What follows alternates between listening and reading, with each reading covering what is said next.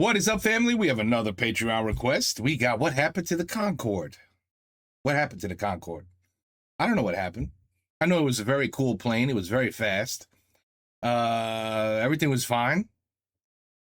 And then one day it crashed. And that was the end of the Concorde. That's really, I think that's all I know. I don't really, I was confused. I said, why don't they just keep, if it was a mechanical issue or a pilot issue, why can't it just be resolved and, you keep going? Not like there hasn't been plane crashes before and after the Concorde. So, I don't know. I'm curious in knowing. So, let's see what happened. 8 Why did they get rid of à it? Paris.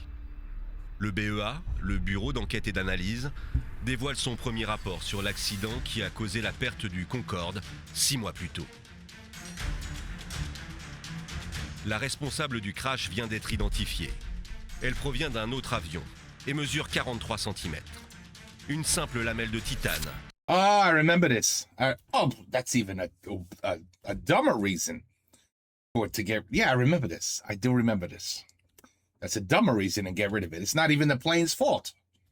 Qui le 25 juillet 2000 a provoqué la mort de 113 personnes et la chute du plus mythique de tous les avions. C'est incroyable. One little piece of metal. C'était un accident improbable. Cet avion a trouvé le moyen d'avoir un accident aussi spectaculaire que sa carrière l'a été. C'était un avion si solide, je le croyais invulnérable. Grâce à des images 3D inédites, nous allons vous expliquer comment un enchaînement à peine croyable a pu causer cette catastrophe. Avec la coupure, la pression et la vitesse, le pneu vole en morceaux. En fait, c'est une explosion de carburant. Le caoutchouc ne pénètre pas le réservoir. On parle de 75 à 100 litres de carburant à la seconde qui s'échappe. Ce carburant s'enflamme et une immense traînée de feu apparaît, juste derrière l'aile gauche. L'intensité de la flamme est telle, c'est un véritable chalumeau. Nous allons vous faire vivre seconde par seconde ce scénario de l'intérieur même de l'avion. Ils sont obligés de décoller, ils n'ont pas le choix. Vous allez découvrir pourquoi ce crash était inévitable. Sur une piste qui fait 45 mètres de large, elle a trouvé le moyen d'être juste à l'emplacement du passage des roues. Il n'y a pas eu d'erreur et ils n'avaient aucune chance. Cet avion était trop beau, trop magique. On ne pouvait pas envisager qu'il se crache en bout de piste à Roissy. C'était totalement incroyable. Je n'ai pas compris ce qui se passait. Nous allons tenter de comprendre comment cet appareil qui a fait rêver la France a pu se transformer en 120 secondes en catastrophe hors de contrôle. Une fois qu'ils sont en vol, dans cette situation, l'avion est condamné. Obviously, it's on fire.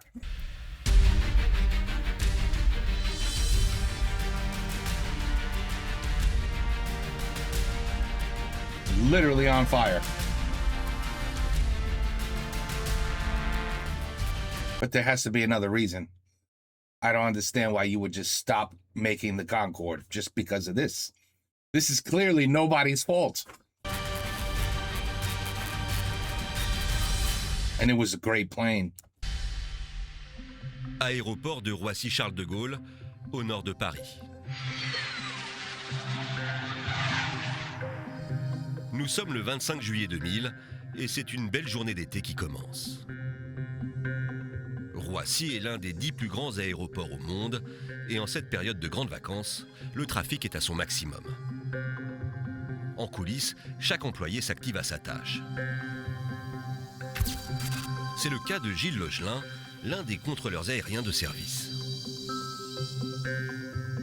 Ce jour-là, je devais travailler le matin et un collègue à moi, la veille, m'a demandé de le remplacer, de faire ce qu'on appelle une permutation, c'est-à-dire de prendre son service de l'après-midi et en échange de quoi il prenait mon service du matin. L'après-midi commence de manière ordinaire, donc j'ai pris la position de contrôleur qui gère les pistes. Je regarde ce qui va m'arriver en tant que contrôleur d'aérodrome. C'est vrai que j'ai vu sur le parking d'Air France, qui est pas très loin, j'ai vu un avion Concorde qui était prêt à repousser. D'habitude, le Concorde effectue une rotation par jour. Aujourd'hui, c'est son 3e départ. Un vol spécial est prévu pour New York dans l'après-midi. Comme tous les employés de Roissy, Gilles Legelin est un admirateur du Concorde. Le contrôleur aérien l'ignore encore, mais ce 25 juillet, il va être le témoin direct de la chute du plus mythique des avions. Pour comprendre ce jour incroyable, il faut revenir à l'origine même de la conception de l'avion supersonique, 40 ans plus tôt. It's a sick plane, man. 1961. L'aérogare d'Orly-Sud est inauguré. Sick plane. Preuve que le transport aérien est en pleine mutation, l'aéronautique militaire est à la pointe. Les avions de chasse atteignent des vitesses inédites jusque-là et rivalisent de technologie. À l'époque, Pierre Grange n'est pas encore pilote de Concorde. Pilote? Il vit les années 60 comme un âge d'or de l'aéronautique. La décennie 60-70 est extraordinaire. Chaque année, on va au Salon du Bourget voir les derniers développements de l'industrie aéronautique. C'était encore l'époque, dans les années 60, où on pensait pouvoir faire, et ben on dit on va faire. À cette époque, commence à mûrir une idée un peu folle. Puisque le tourisme aérien se démocratise, et si on s'inspirait des technologies militaires pour les vols civils? En 1960, New York n'est plus qu'à 8 heures de vol de Paris, au lieu de 14h40 encore 3 ans auparavant. Serait-il possible de réduire encore les temps de trajet? On est tout juste en train de mettre en service des avions de ligne à réaction. Right now, I think they're working on it. I think, Boeing makes planes for the world, basically. I always found it interesting that there really isn't another plane company. Well, Boeing did not make the Concorde, I don't believe. But Boeing makes Boeing right there. Makes just about every damn plane there is. So I never understood why there's not another company that has its own brand of planes for competition, but I want to say it's China. It's always China. Anytime you think of somebody breaking some sort of technology barrier, it's usually China. And I could swear I heard it's China, but I'm not positive. But they are working on a plane. Somebody, when I say they, I heard they are working on a plane that will get you from France to from Paris to New York in like a couple hours. A couple hours. But I just can't remember who the hell's doing it. I want to say China. Or maybe it's Boeing is working on it. I don't know. Anyway, but if you think this is fast, they're working on something else. They are working on much, much faster flight patterns to get to your destination.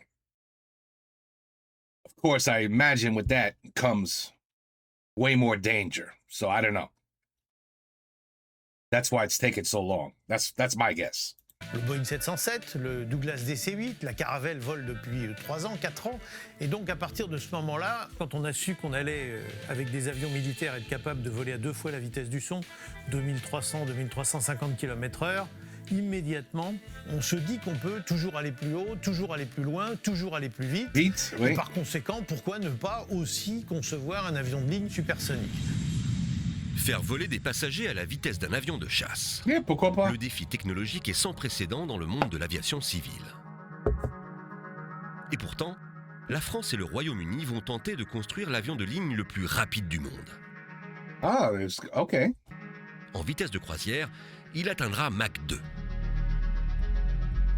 Mach 1, c'est en gros 1200-1150 km/h. Mach 2, c'est en gros 2350 km/h. Voilà. Oui, c'est double. C'est franchement une vitesse à laquelle vous ne risquez pas d'aller, sinon, à moins que vous soyez une balle de fusil, quoi. Unless you're a bullet, a balle de fusil. Ouais. C'est la première fois dans l'histoire qu'on va faire voler des passagers à vitesse supersonique, c'est-à-dire que des passagers vont voler à la même vitesse que des pilotes de chasse, sans avoir une combinaison anti-G, sans avoir un masque à oxygène. Au contraire, ils sont installés confortablement dans un siège, ils ont à l'époque le droit d'allumer un cigare. Donc si vous voulez, on a affaire à un monde totalement différent. Le coût de ce programme baptisé Concorde est pharaonique, l'équivalent de 3 milliards d'euros actuels. Les Européens sont ambitieux. Ils prévoient une mise en service seulement 8 ans plus tard, en 1970. Alors de chaque côté de la Manche, on s'active. Au total, ils sont plus de 200 000 à travailler sur ce projet quasi impossible. Damn. Il faut dire que les défis techniques à relever sont 200 nombreux. 000. On lance le Concorde comme si on savait déjà faire très bien un avion de ligne supersonique. Évidemment, ça va être très compliqué. Wow. Pourtant, après seulement 7 années de conception, le 2 mars 1969, le prototype du Concorde voit enfin le jour.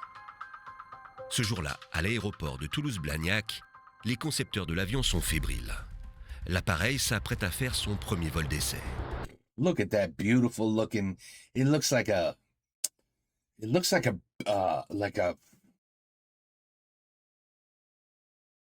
badass bird.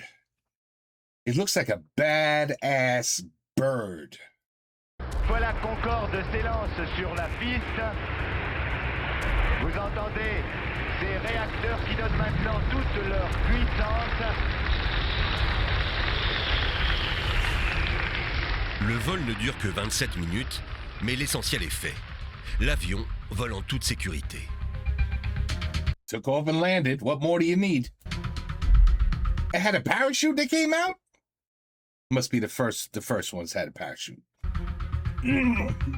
That's too cool, man. Like a jet fighter. Janvier 1976, Concorde effectue son premier vol commercial. Lorsqu'en 1976, nous volons sur Concorde, tout est prouvé, tout marche. On n'a plus qu'à y aller. Je rappelle que l'engagement de Concorde, c'est Paris-New York, Mach 2. Et ça, il le tient. Immédiatement, Concorde passe du statut d'avion supersonique à celui de symbole. So cool, man. So sick. Le projet Concorde était I bet you what, British. I never knew. l'équivalent européen du programme américain Apollo d'atterrissage sur la Lune. Parce que la complexité de faire voler un avion de ligne à vitesse supersonique et donner l'impression qu'il s'agit là de quelque chose de vraiment ordinaire était un défi extraordinaire à relever. C'est le chef-d'œuvre d'une génération de ces ingénieurs d'après-guerre, de tous ces gens qui ont réussi à faire cet avion magnifique en donnant tous le meilleur d'eux-mêmes en France comme en Grande-Bretagne. It is magnifique. Concorde est l'avion de tous les records. 600 mètres, soit l'équivalent de 6 terrains de foot parcourus en une seule seconde à 18 000 mètres d'altitude. On est allé plus haut et plus vite que n'importe qui au monde. La majorité des avions sont entre 10 et 12 000 mètres d'altitude. Donc si vous voulez, vous êtes seul sur l'autoroute du ciel. Il n'y a personne là-haut. Ouais. Pour la première fois dans No traffic. l'histoire de l'aéronautique civile, Pas de bouchon, pas de bouchon. l'océan Atlantique se traverse en à peine 3h20 au lieu de 8h. On pouvait aller signer un contrat. Ça, c'est fou. Ça, c'est fou. C'est moins que la moitié. C'est... Can you believe it? 3 hours, 20 minutes. Pourquoi ils ont... I just don't get it. Why would you just give up on the concept? À New York ou à Londres, se lever I tranquillement, guess the video's gonna tell me. prendre l'avion à 9h du matin, et à 22h, on était posé à Charles de Gaulle. Et on avait passé une bonne demi-journée à New York. Pour tout le monde, Wow. Concorde est un avion aussi rapide que sûr. Personne ne peut imaginer alors la catastrophe qu'il va vivre. Ouais. Retour à Roissy-Charles de Gaulle le 25 juillet 2000. Il est 14h. Le décollage du Concorde FBTSC est prévu à 15h. Mais pendant la maintenance pré-vol de l'avion, on se rend compte qu'il y a un souci. une pièce du réacteur doit être changée. Le vol prend 1 heure de retard. Il y a un problème sur l'un des inverseurs de poussée. À juste titre, le commandant de bord fait changer cet inverseur de poussée avant de décoller. Puis tout est prêt. Même si ce n'est pas dangereux, les équipes décident de faire partir l'avion avec du retard. Ici, on ne transige pas avec la sécurité. Même si le Concorde n'a jamais connu d'accident mortel, le monde de l'aviation supersonique a déjà été endeuillé. 3 juin 1973. Nous sommes au Salon du Bourget. Cette année-là, 2 avions d'exception sont présentés. Concorde et son principal concurrent, son jumeau, le Tu-144, produit par le russe Tupolev. I never even saw this plane in my entire life. Les soviétiques, quand ils vont voir que des projets se développent dans l'Europe de l'Ouest, français et britanniques, vont décider avec Tupolev de se lancer dans la course. Un seul détail différencie les 2 avions jumeaux.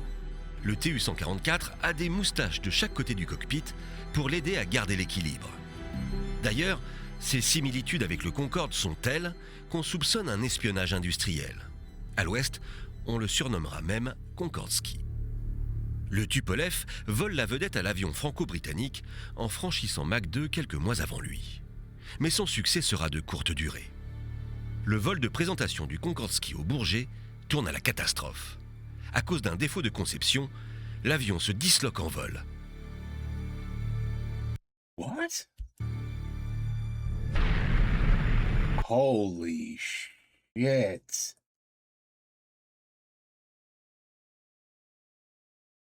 Design flaw.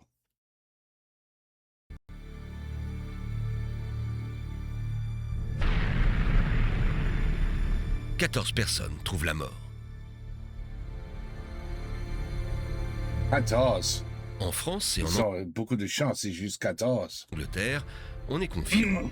On pense que cet accident est dû à l'inconscience des Soviétiques. Ils ont voulu aller toujours plus haut, ils se sont brûlés les ailes. Jamais le Concorde ne connaîtra un tel destin. C'est du moins ce que pensent ses concepteurs. At least that's what they thought. Yeah, but this is different. See, that's a flaw. That I could understand. All right, stop building these. We made a mistake. We built it incorrectly. The Concorde did nothing wrong. It was bad luck. Même s'il bénéficie d'une technologie de pointe, le Concorde a aussi son talon d'Achille. L'un des plus gros points faibles de l'avion est directement lié à sa manière de décoller. Un décollage quasiment vertical, très impressionnant. C'est un décollage très impressionnant. Une sorte de décollage très actif en fait. La poussée est telle que le passager va être plaqué à son dossier de siège. Déjà ça, c'est pour eux l'aventure. Like a roller coaster. Je disais toujours à mes voisins, quand j'étais en Concorde, je disais, tiens, défaites votre ceinture, essayez de vous lever, juste pour voir. On ne peut pas se lever. On pouvait sentir cette énorme force d'accélération dans le dos. Vous aviez alors l'impression que votre avion voulait s'envoler, qu'il voulait s'élancer vers son environnement naturel aussi vite que possible. Si le décollage est si puissant, c'est à cause des ailes delta du Concorde. C'est un avion qui est dessiné comme les avions de chasse performants de l'époque, donc un avion à aile delta. La prise au vent de cette aile est moins évidente que sur un avion de ligne classique. Concorde doit se cabrer beaucoup plus. Lorsqu'un Concorde décolle, son aile delta ne produit aucune portance. Vous pouvez aller aussi vite que vous voulez sur une longueur de piste infinie devant vous. Vous ne pouvez pas décoller tant que vous n'avez pas levé le manche pour présenter cette aile au flux d'air. Et ce n'est qu'à ce moment-là que l'aile delta produit de la portance et que l'avion décolle. Mais ce décollage particulier présente un problème. Il rend l'avion vulnérable. Lorsqu'il s'envole, ses 185 tonnes reposent uniquement sur son train arrière. Concorde est un avion qui a été construit dans les années 60, dans la décennie 60-70, Il utilise, comme le Boeing 747, des pneus de première génération et qui sont extrêmement tendus et propices à l'éclatement. Pendant le décollage, les pneus sur Concorde subissent une pression bien plus importante que sur un avion classique. Le risque d'éclatement est donc beaucoup plus important que sur un avion de ligne classique. C'est le cas dès 1979 à Dakar, où un pneu explose au moment où le Concorde décolle. C'est le cas encore en juin de la même année, au décollage de l'aéroport de Washington. Un pneu éclate, l'impact du morceau de caoutchouc perfore 3 réservoirs et laisse un trou béant dans l'aile, comme le montre cette photo. Il y a fuite de carburant et l'avion est obligé de se poser. Le pilote ce jour-là a fait un boulot fantastique. Il a réussi à revenir se poser à Washington. À l'époque, cet incident passe inaperçu. Personne n'a jamais vraiment entendu parler de ça. On a passé ça sous silence. Pas de doute, le point faible du Concorde, c'était ses pneus. Ah, ok. Un enchaînement tragique qui se reproduira quelques années plus tard. I'm surprised they only put 4. You would think with the G-force that pushes down on the tire during takeoff, you would put maybe 8 tires, double de pneus on each side. Pourquoi pas? Wouldn't that alleviate the actual pressure of the tire? Each tire now has less, you know what I mean? Because now you got 8 of them instead of 4. Maybe that's, what do I know? I don't know how to build a plane. I'm just guessing. 25 juillet 2000 à Roissy, il est 15h. So that makes sense then. That's the flaw. And that's why they couldn't change that flaw with the design of the plane unless they added more tires, which I guess is not a good idea. You would think they would have done that. But dans le terminal numéro 1 de l'aéroport, un groupe de voyageurs s'impatiente. I'm starting to understand. Ils sont allemands et ils vont emprunter l'avion mythique. En effet, l'appareil FBTSC a été affrété par une compagnie de tourisme allemande. Depuis quelques années, Concorde est en proie à des difficultés financières. Depuis son lancement, l'avion connaît 2 handicaps. L'interdiction de survol des zones habitées en vol supersonique, qui limite le nombre de destinations, et l'augmentation constante du prix du pétrole. Il faut reconnaître que cet avion n'était pas très utilisé puisqu'il ne faisait que Paris-New York pour les Français et que Londres-New York pour les Britanniques. Donc pour rentabiliser les avions que possédaient les compagnies, elles organisaient des tours du monde, des baptêmes de l'air, des vols spéciaux pour des gens qui ont envie non pas de se déplacer avec Concorde mais de découvrir le vol supersonique à l'occasion d'un voyage ou d'un vol spécial. Air France a affrété ce charter entre Paris et New York pour un groupe d'Allemands d'une petite ville en Allemagne. Ils doivent ensuite rejoindre le paquebot, le Deutschland. New York n'est que la première étape pour ce groupe composé de 100 passagers allemands. Ils embarqueront ensuite pour une croisière vers l'équateur. Oh, wow. Ici, pas de businessmen habitués de la ligne, mais des passagers ordinaires venus célébrer leur passage à la retraite. Pour la plupart, c'est leur premier vol supersonique. C'est le voyage de leur vie. Ils le savent, voler sur un Concorde est un privilège réservé à une élite. Il faut dire que le billet aller-retour pour New York coûte environ 9 000 €. C'est vraiment le top du That's not cheap. top avec un accueil extrêmement... And that's 9,000 back in those days. Today, that's probably 20,000. personnalisé, extrêmement chic, extrêmement souriant, extrêmement aimable. On n'est pas dans le transport de masse, on est vraiment dans le transport individualisé. Chaque passager a vraiment un nom. Ouais. Caroline Cadier a été chef de cabine sur Concorde pendant 10 ans. Je dois dire que j'accueille à bord régulièrement tous les grands de ce monde. L'homme ou la femme d'affaires, la star de cinéma, le mannequin vedette, l'homme politique ou la femme politique. Vous pouvez avoir dans un vol Mick Jagger, Rostropovitch, Gérard Depardieu. Le service à bord est digne des plus grands palaces. I'm sure. Le caviar, c'est systématique.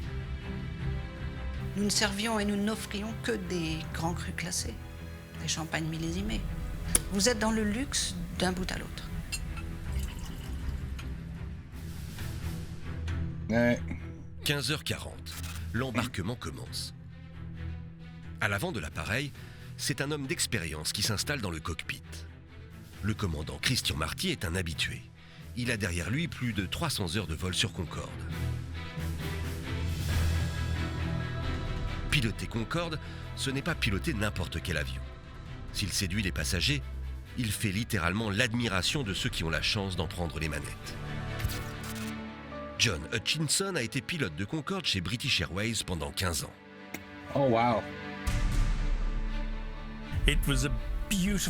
C'était une merveille à regarder et à piloter. C'était un avion tout simplement fantastique. Vous pouviez le piloter avec votre pouce et votre index.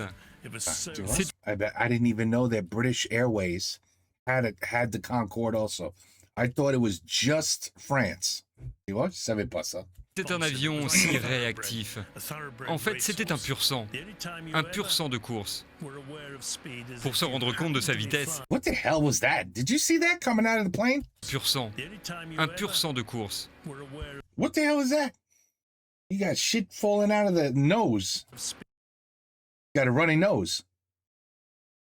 Pour se rendre compte de sa vitesse, il fallait voler sur la même trajectoire qu'un avion subsonique. Et là, on pouvait voir un 747 voler à 6000 mètres sous nous, et on avait l'impression qu'il reculait. Wow. C'était extraordinaire. Pour moi, piloter Concorde, c'était la réalisation de mon plus grand rêve. I can Le imagine. plaisir d'être là-haut, c'est une forme d'abstraction à la gravité terrestre. C'est pas qu'on respire mieux, mais on a l'impression qu'on respire mieux. Oh. Aujourd'hui, le Concorde est plein. 100 passagers vont voyager avec l'avion mythique. À 16h25, l'embarquement est terminé.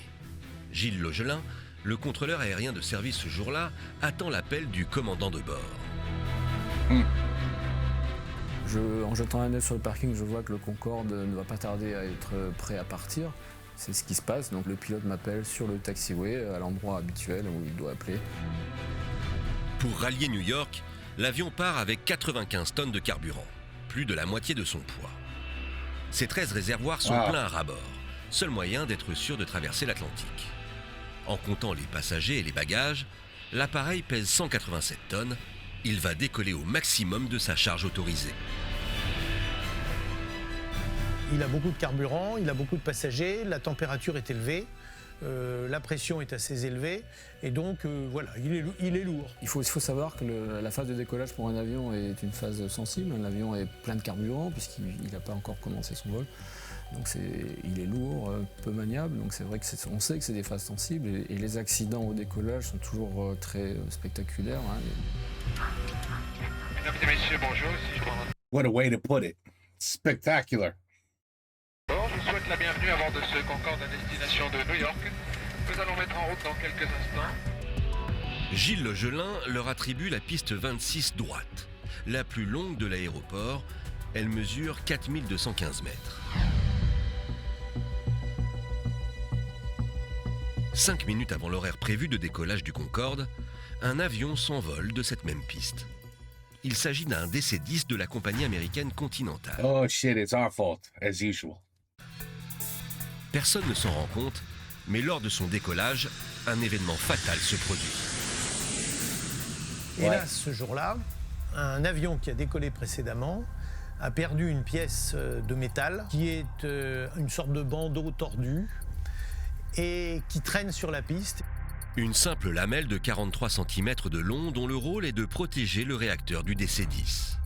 Si l'avion de Continental Airlines peut voler sans, elle représente potentiellement un danger mortel pour le Concorde. Mais pour l'heure, tout va bien. Pour le contrôleur, l'avion supersonique est prêt à décoller. Ce jour-là, c'est le travail habituel. Donc lorsque j'estime le moment est venu, il est temps d'autoriser cet avion à s'aligner et à décoller. Air France 4590, piste 26 droite, vent 0,98 nœuds, autorisé décollage. Décollage, top! Le pilote met la puissance et s'élance sur la piste. Il est exactement 16h42 et 31 secondes. Jusqu'ici, pour l'équipage, tout se déroule normalement. En quelques secondes, l'avion prend de la puissance et s'apprête à quitter le sol. Depuis la tour de contrôle sud, Gilles Logelin prend le temps d'admirer le décollage puissant et cabré du Concorde.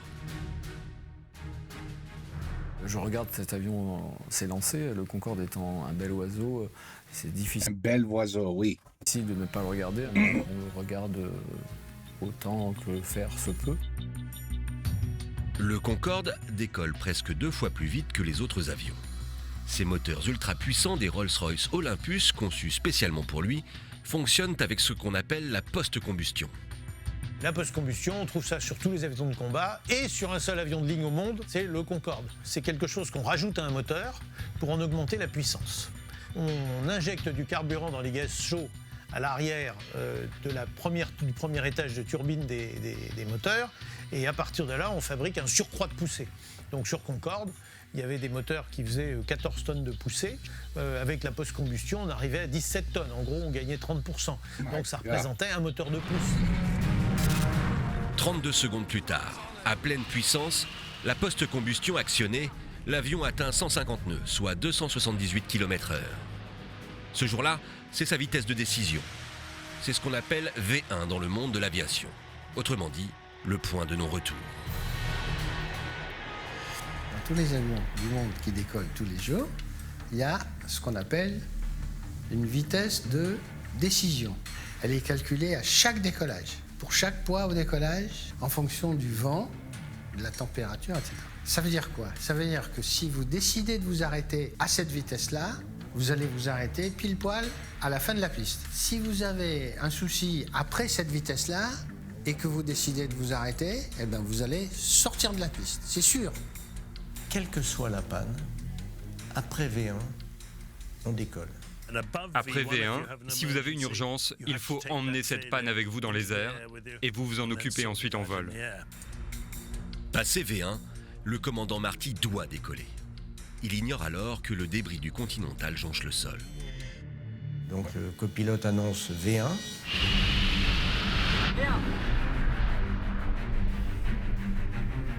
À ce moment-là, le commandant de bord prend le manche à 2 mains, les manettes restent pleines avant, et le mécanicien surveille les paramètres moteurs. Concorde roule maintenant à environ 300 km/h, la vitesse d'un TGV. Depuis son cockpit, le pilote ne peut pas l'apercevoir, mais la lamelle du DC-10 de Continental se dresse sur sa route à 1800 mètres du début de la piste. Wow. Et une série Talk about all the worst luck. d'éléments à peine croyables aggravent la situation, à commencer par son emplacement. Ouais. L'avion continue à accélérer. It could have totally been missed. That's crazy. Et l'avion roule sur cette lamelle.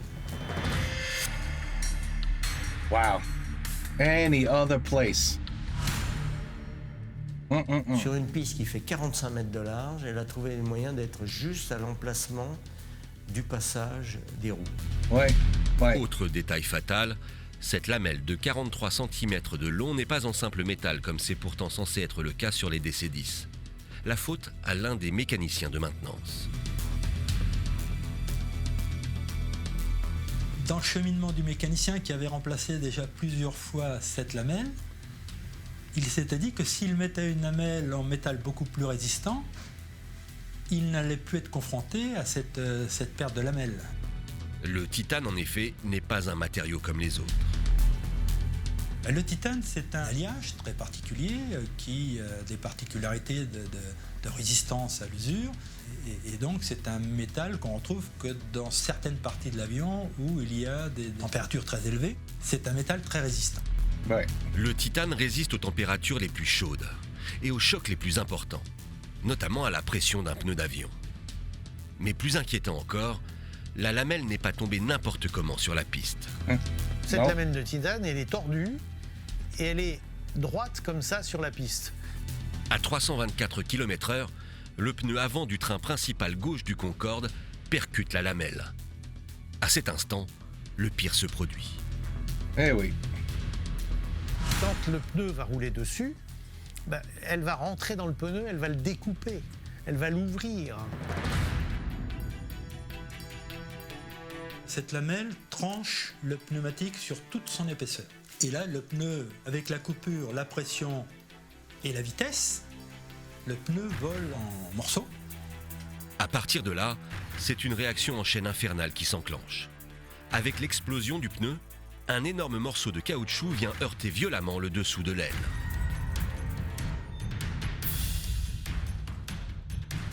Crazy though how a piece of rubber can penetrate a plane if it has the correct speed. Alors, faut voir la taille d'un pneu d'avion, hein. C'est quelque chose de très, très grand, de très lourd. Alors, le morceau de pneu, il pèse à peu près 4,5 kg. Je ne connais pas la vitesse de rotation de la roue à ce moment-là, mais il ne faut pas beaucoup d'imagination pour comprendre que ce morceau de caoutchouc se détache de la roue à la vitesse d'un missile. Ça représente une masse astronomique, une puissance de choc astronomique. Et ce morceau heurte le dessous du réservoir numéro 5. L'aile est une zone très vulnérable de l'avion. Sur les 13 réservoirs de carburant du Concorde, un seul se trouve dans la queue de l'avion. Les 12 autres occupent la totalité de l'aile delta. Une aile d'avion, c'est le meilleur endroit pour mettre du carburant. Ça appuie directement sur l'aile. C'est un endroit où on ne peut rien mettre d'autre. Le choc du morceau de pneu sur le réservoir numéro 5 rempli à ras-bord de carburant va avoir des conséquences dévastatrices. Même si, contrairement à ce qu'on pense, il ne va pas traverser directement l'aile. En fait, il ne va pas perforer le réservoir, il ne va pas casser le réservoir, il ne va pas percer le réservoir. Mais en revanche, ça va provoquer un tel choc dans le réservoir qu'il va y avoir rupture du réservoir. Et ça provoque une onde de choc. L'énergie de ce choc doit bien aller quelque part. Et comme le réservoir est plein, il n'y a pas d'air pour absorber cette énergie. Wow. Alors il y a une explosion de carburant. À aucun moment le caoutchouc ne pénètre le réservoir. C'est le carburant qui s'échappe de ce réservoir. C'est exactement comme si vous tapez sur un ballon très fortement. Il n'est pas dit que l'endroit où le ballon va éclater, c'est l'endroit où vous avez tapé. C'est peut-être de l'autre côté ou sur le côté, etc. Voilà. Le trou est béant et la fuite phénoménale. On parle de 75 à 100 litres de carburant à la seconde qui s'échappe. Plus grave encore, le trou provoqué par le morceau de pneu se trouve juste devant les entrées d'air des deux moteurs gauches. Une entrée d'air essentielle au bon fonctionnement des moteurs. Attends, I have to cough. Whew, okay. So it was just a perfect catastrophe. Everything had to line up perfectly for this disaster to occur. And it did. And ça, c'est incroyable. But I guess there were flaws in the design. Although this would make me understand why they said no more Concords. I guess. Aussitôt, le carburant s'enflamme. Aujourd'hui encore, impossible de savoir ce qui a provoqué cet embrasement. Il existe deux hypothèses. Soit un court-circuit, soit la post-combustion qui enflamme le carburant. Lorsque le pneu éclate, ça provoque une rupture de câble électrique à l'intérieur de la trappe de train d'atterrissage avec très probablement des courts-circuits et donc des étincelles. Mais c'est possible aussi que le carburant, qui évidemment part vers l'arrière de l'avion, puisque l'avion avance à 350 km/h. Le carburant part vers l'arrière de l'avion. À l'arrière de l'avion, il y a la post-combustion. La post-combustion, c'est des flammes. Le carburant s'enflamme et les flammes remontent le carburant vers le réservoir et donc reviennent vers l'avant des moteurs. Les moteurs, avec cet air extrêmement chaud et vicié, ne peuvent plus fonctionner normalement. Wow. Il y a un feu. En soi, c'est pas obligatoirement une catastrophe. Le problème, c'est qu'avec seulement 2 moteurs sur 4, l'avion ne peut plus voler normalement. Il ne peut plus voler tout court d'ailleurs. Une perte de puissance que le commandant de bord remarque immédiatement. Se rendre compte tout de suite que quelque chose ne va pas, ne serait-ce que par l'arrêt d'accélération. Comme on l'a souvent dit, l'accélération de Concorde est assez phénoménale et là, l'avion, tout d'un coup, se met à traîner. Au décollage, le Concorde a une poussée prodigieuse de 70 tonnes. Ce jour-là, avec seulement 2 moteurs sur 4, le supersonique est ralenti dans sa course. Malgré tout, vu sa vitesse, le pilote n'a plus le choix. Le commandant de bord continue. Le mécanicien voit les paramètres qui s'affolent sur les moteurs gauche. Depuis sa tour, Gilles Logelin, le contrôleur aérien, se rend compte de la catastrophe qui se déroule sous ses yeux. Ouais. Subitement, je vois une espèce de flamme de couleur orangée qui semble sortir de l'arrière de l'avion. Et je préviens immédiatement le pilote, puisque c'est très important, et je lui dis donc, vous avez Air France 4590, vous avez des flammes derrière vous. Air France 4590, vous avez des flammes derrière vous.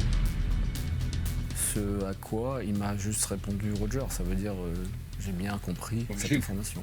À partir de ce moment-là, on peut dire que l'arrière gauche du Concorde, c'est le lieu d'un incendie extrêmement violent, dans lequel il n'y a quasiment plus d'air pour alimenter les moteurs.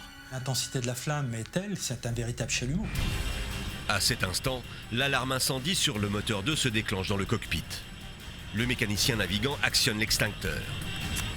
Malgré les flammes, le commandant sait qu'il n'a plus le choix. Il doit décoller. En feu, Concorde quitte la piste 26 droite de Roissy-Charles de Gaulle. Tout cela se passe très vite, l'avion commence à s'élancer dans les airs et là, effectivement, je vois que les flammes augmentent derrière cet avion. Voici l'une des rares photos du Concorde en flammes. Wow. Ouais. Wow. On devait sentir la fumée en cabine. Il y a eu d'ailleurs une petite alarme fumée dans une toilette. L'incendie gagne rapidement du terrain sur l'aile. Les flammes atteignent alors plus de 2000 degrés. Wow, look at this guy driving and watching this. Holy shit. Les parties métalliques fondent, détruisent un certain nombre de choses. Les gouvernes de direction situées sur l'aile gauche sont détruites. 1 minute à peine après avoir roulé sur la lamelle, l'avion est hors de contrôle. Avec 2 moteurs défaillants sur 4, il ne peut ni prendre de vitesse, ni d'altitude.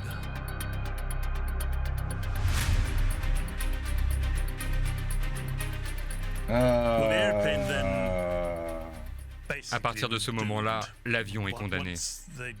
Une fois qu'ils ont quitté le sol avec ses 2 moteurs coupés, l'avion atteint à peine une altitude de 60 mètres.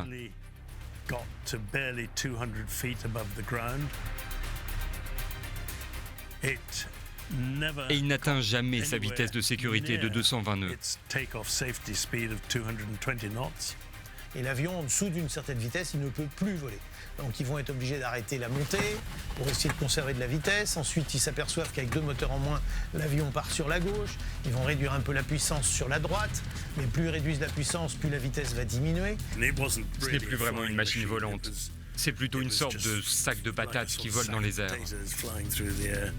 À partir de là, Gilles Logelin, le contrôleur aérien, décide alors de donner la totale priorité au pilote du Concorde pour tenter de sauver l'appareil. À ce moment-là, on ne sait pas ce que va décider le pilote. Tout est possible. L'avion peut revenir, peut faire un tour pour se reposer, peut revenir à contresens, peut tenter de se poser ailleurs. Tout reste possible. Malheureusement, Pour revenir se poser à Roissy, il est déjà trop tard. Ouais. Oh man, it's gonna head right into buildings.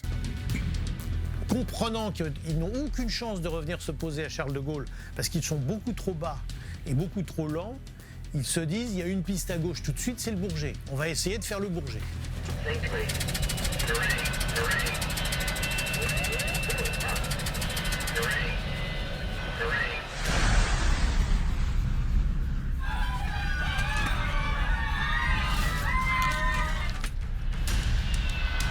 Would not want to be on that plane.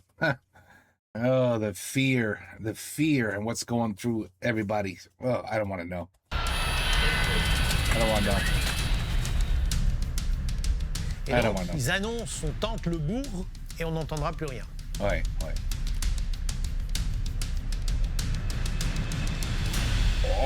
Oh, not even close. Oof, not even close. Je ne vois pas l'avion, je ne vois plus qu'un champignon de fumée. Et je décide de faire l'appel qui est très dur, hein, d'appeler le Concorde, et je dis Air France 4590, me recevez-vous? Je l'ai fait 2 fois et je n'ai pas eu de réponse. Ouais. Et là, je comprends que ce qui ne peut pas arriver est arrivé, que ce que je n'ai jamais connu dans ma carrière a été mis aux mes yeux, que l'avion s'écrase. Et c'est à ce moment-là que je comprends que ça s'est passé. Après à peine 120 secondes de vol, Concorde s'écrase sur un hôtel au lieu-dit La Patte d'Oie à Gonesse, à seulement 6 km Oh my God, a hotel? de la piste 26 droite de Roissy. Écoutez, il y a toujours sur place un énorme dispositif de secours, vous pouvez le découvrir derrière moi. Nous nous trouvons exactement à quelques centaines de mètres de la zone du crash. Près de 400 pompiers sont toujours là, fouillent les décombres, inlassablement, à la recherche peut-être de survivants. Malheureusement, il n'y aura pas de survivants. 113 personnes trouvent la mort dans l'accident, les 100 passagers allemands, les 4 victimes dans l'hôtel et les 9 membres de l'équipage. C'est la fin d'un mythe. Après avoir parcouru le monde à une vitesse supersonique, l'avion invincible vient de terminer son histoire en bout de piste à Roissy, à cause d'une simple lamelle métallique. Oui!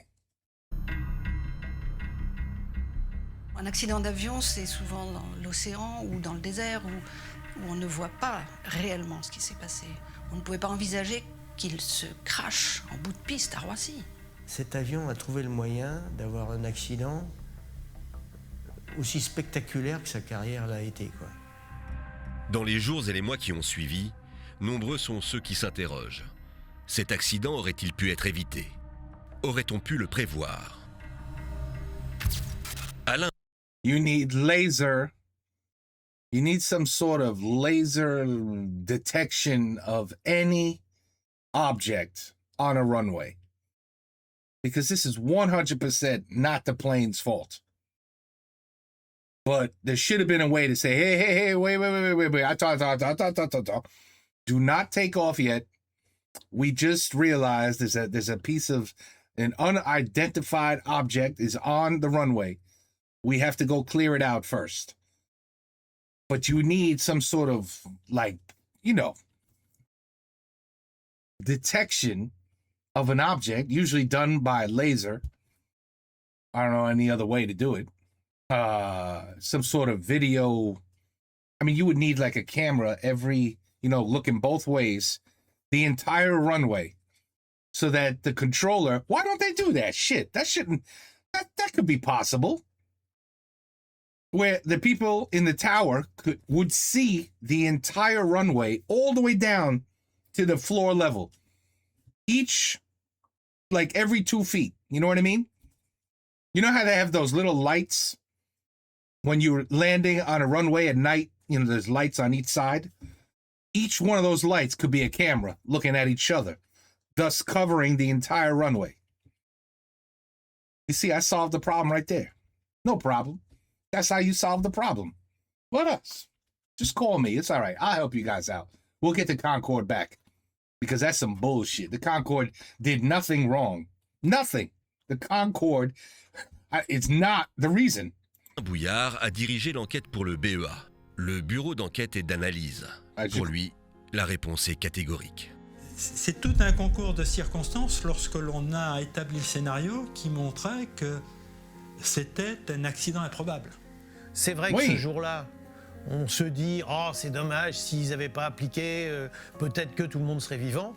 Mais les analyses qui ont été faites ensuite et les calculs qui ont été faits ensuite ont clairement montré que à la vitesse où se trouvait l'avion et à l'endroit où se trouvait l'avion, au moment où l'équipage a compris qu'il y avait un problème, s'ils avaient décidé d'interrompre la procédure de décollage, l'avion serait allé se fracasser en bout de piste et de toute façon, ça n'aurait rien changé. Les conséquences auraient été les mêmes puisque l'avion avait quand même 95 tonnes de carburant à bord. À partir du moment où Concorde roule sur cette lamelle, que le pneu est ainsi tranché à la vitesse où c'est arrivé, le désastre est inévitable.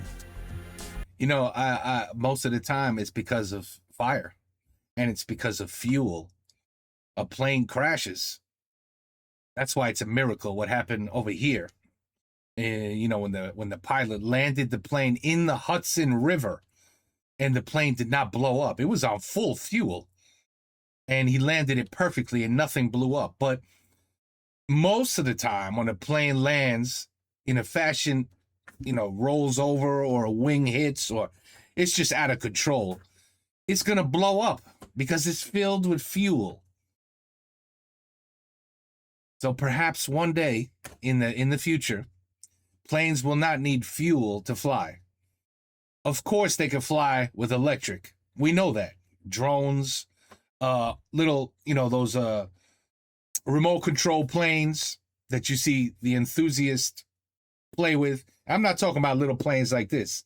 I'm talking about planes the size of this room that are like $40,000, $50,000, even $100,000. And it's a real plane, but it's like, you know, it's like, I don't know, it's the size of this room. It's nothing. It's small. Those planes fly with electric.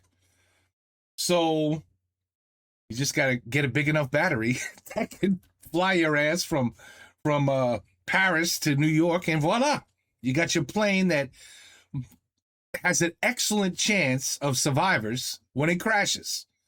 Because I think what kills most people is the freaking explosion, the fire, right? Maybe they'll have hydrogen planes in the future. I don't know. It just seems like we have been, you know, engines now have been using gas for what seems to be an eternity. There's got to be another way at this point in 2026 that you could come up with another way to produce power without fuel. Tesla did it. It's just, I understand you can't go as far. So what do? What, do you just fill the whole plane up with batteries? I don't know. Then the damn plane will be too heavy. I understand. There's a lot to think about, but really, it's 2026. We're still using oil and gas? You know we don't need to. It's just that there's so much of this involved in oil that, you know,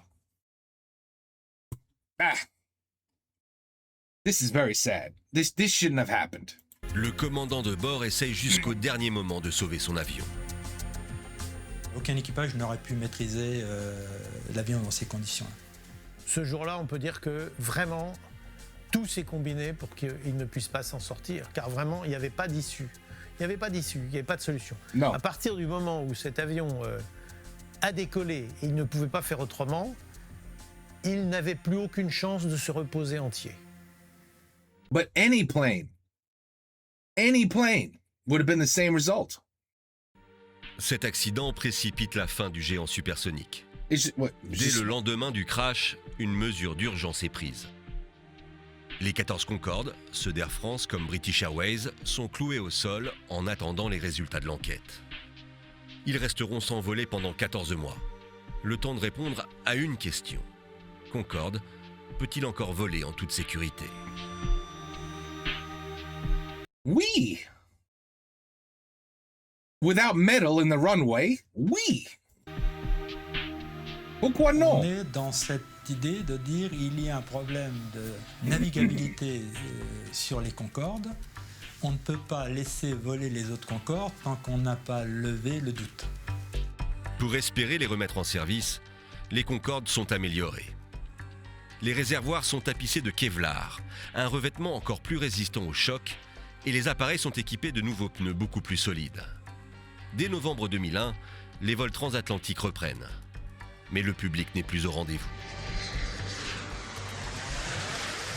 Oh, Ça a été everybody doesn't want to fly them now? Doesn't make sense. le début de la fin de l'exploitation de cet avion, bien sûr. Le remplissage cabine est passé de 80-85% à moins de 20%. Oh, wow.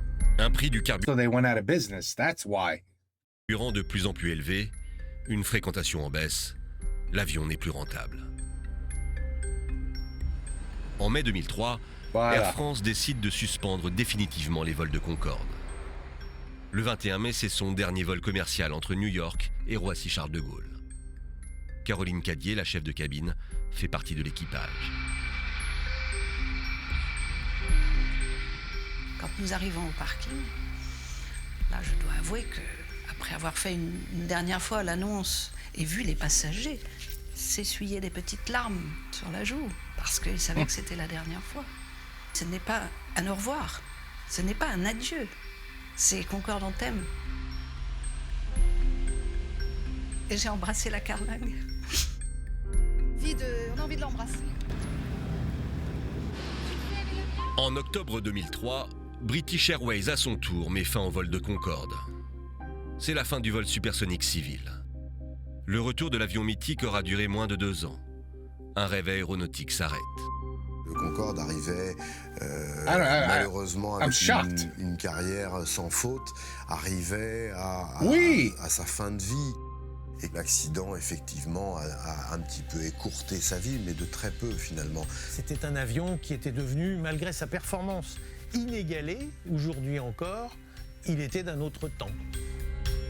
Après 27 ans de bons et loyaux services, l'avion futuriste des années 70 n'a plus sa place dans le transport aérien du 21e siècle. Aujourd'hui, ce qu'on attend des avions, ça n'est plus la vitesse.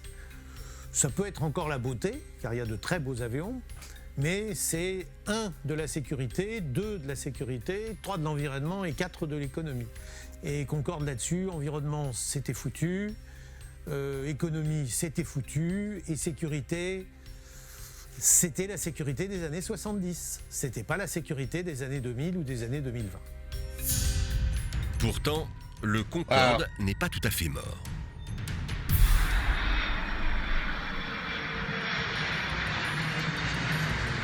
À l'heure actuelle, même si plus aucun Concorde ne vole, l'avion a laissé de nombreux héritiers. Le programme Concorde a permis que tous ces équipementiers et toute l'industrie aéronautique française, mais anglaise aussi, se mettent au niveau de l'aviation des années 80. Concorde a ouvert la voie à des quantités d'innovations qu'on retrouve dans toute l'aviation dans le monde entier aujourd'hui. Et non seulement Concorde a ouvert la voie, mais comme Concorde a permis de construire une industrie, eh ben c'est cette industrie qui a permis de développer l'industrie européenne qui s'appelle Airbus aujourd'hui. Le projet Concorde est une sorte de terreau. Ce sont les graines d'où a émergé Airbus.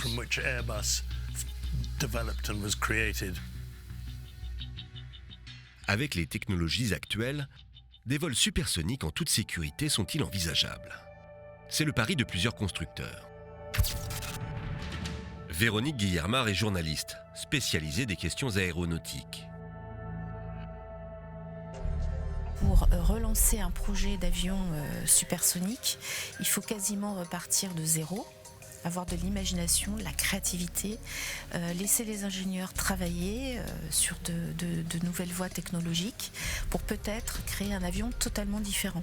Mais ce qui est amusant, c'est que lorsqu'on regarde les prototypes qui nous sont montrés, en tout cas les premiers designs, ça ressemble beaucoup au Concorde. C'est le cas d'Airbus, qui s'associe avec des startups américaines pour développer les avions supersoniques du futur. Ensemble, Airbus et Aerion développent un jet d'affaires d'une capacité de 8 à 12 personnes. Son nom de code aujourd'hui, c'est l'AS2. Oh, so it's for the rich people. It's what they're saying. 8 to 12 people. So it's for millionaires and billionaires. So who cares? Peut-être qu'il aura un nom un peu plus sexy commercialement. Le premier vol est prévu en 2021 et la mise en service en 2023. Le constructeur européen a déposé un brevet pour un avion qui serait capable de relier Paris à New York en 1 heure. Ah, tu vois? All right. So I don't know who okay. So it is being worked on, but that certainly hasn't happened. C'est-à-dire en 3 fois moins de temps que le Concorde des années 60 et 70. Could you imagine? I'm going to come visit you guys in Paris. I'll be there in about 2 hours. I just got to get to the airport and fly. Be there in about 2 hours, okay? Who wants to meet me in Paris? Where can we meet and immediately eat French food? Where could you imagine? In 2 hours, I'll be there in 2 hours. Quoi qu'il advienne d'un retour d'un avion de ligne supersonique, le premier Concorde reste pour ses plus fidèles admirateurs inoubliable. Concorde sera toujours vivant tant qu'il sera dans notre esprit. Et Concorde sera toujours dans notre esprit. Aujourd'hui, je crois que Concorde est vraiment rentré dans l'histoire. L'histoire de l'aéronautique mondiale. Concorde aura transporté en 27 ans plus de 4 millions de passagers à 2 fois la vitesse du son. Aujourd'hui, il reste 13 appareils à travers le monde. Tous des pièces de musée. Souvenir pour certains d'un avion mythique, pour d'autres d'une catastrophe hors de contrôle.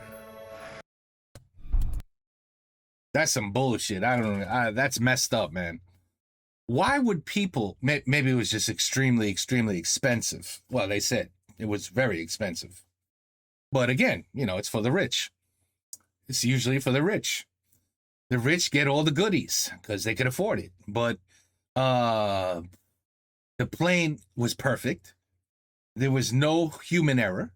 It was perfectly safe until the accident.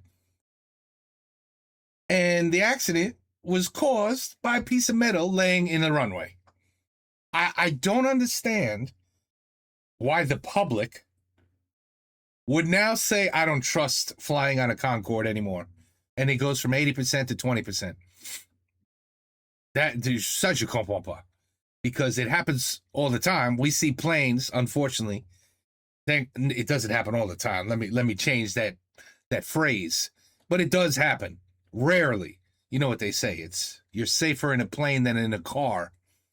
I don't know if I believe that stat. But that's what they say. So why, if a plane crashes, you hear terrible, oh my God, did you hear that plane? Everybody is gone. It crashed in the Atlantic Ocean. Oh my God. Do you think people are like, well, that's it. I'm not flying no more. I'm not flying no more. Holy shit, the plane crashed. Everybody's dead. I'm not getting on no plane. No. The airports are full. The next day, everybody's still traveling because they understand it's like a 1 in a million chance that it's going to crash like that. So why, with a Concorde that's been perfect, had no mechanical failures, had no problems, some shit plane before it, a piece falls off it, causes the Concorde to crash, and everybody says, oh, I'm not flying the Concorde no more. That's too dangerous. It doesn't make sense to me. I'm sorry. It just doesn't make sense.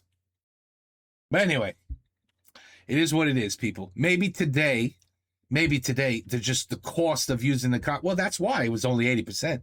It's, again, you only got rich people that are going to do it. So, but I guess when the rich people decide, oh no, I'm not getting on that plane no more, it might crash. No, it won't. What's the chance of another piece of metal sitting in a runway that a Concorde is going to run over it? And guess what? What if the Concorde was delayed and another plane took off before it? Would that plane have hit the piece of metal? Maybe, maybe not. I have no idea. Maybe that plane would have, with the air pressure by it going through, and maybe it would have missed it, and the air would have pushed that piece of metal further to the left, and now the Concorde doesn't hit the metal. There's so many things that could have happened. But again, It was a spectacular. All events had to match up perfectly for this accident to end up the way it ended up. And that's just messed up, man. I don't know. It's just messed up. The Concorde really did nothing wrong ever. It was a perfect plane. And that was it. One crash that it's not even its fault. And that's the end of the Concorde. Anyway, interesting document. Interesting video. I didn't even know about British Airways having Concordes. I only thought it was Air France. And I'm gonna look it up, man. 2021, shit. It's 5 years later. I never heard no plane that goes anywhere fast since the Concorde. So they must have dumped it. Everything they were working on is probably no good. You're not getting to New York in an hour. Not anytime soon. Anyway, great video, good information, and I hope it could be posted. Take care. Peace out. À la prochaine.